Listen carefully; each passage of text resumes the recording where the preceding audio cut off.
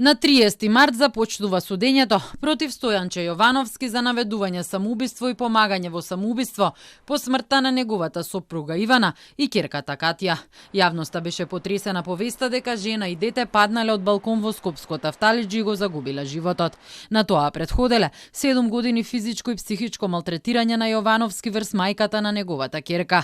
За 2 недели на него ќе му се суди и за нанесување телесни повреди сторени како продолжено дело на семено насилство и загрозување на сигурноста. Насилството се вршело и пред детето и пред сведоци и се заканувал дека ќе ја избрка од станот и дека ќе ја одземе ќерката. Тој Кобен 2 март, обвинетиот, најпрви ја удирал со шлаканици и тупаници, нанесувајќи телесни повреди од кои Ивана изгубила и свест. Потоа и се заканил дека ќе ја убие.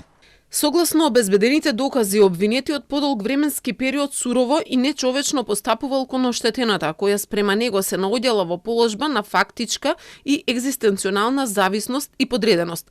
Па поради таквото постапување, таа на 2 март извршила самоубиство, кој може да се припише на небрежност на обвинетиот.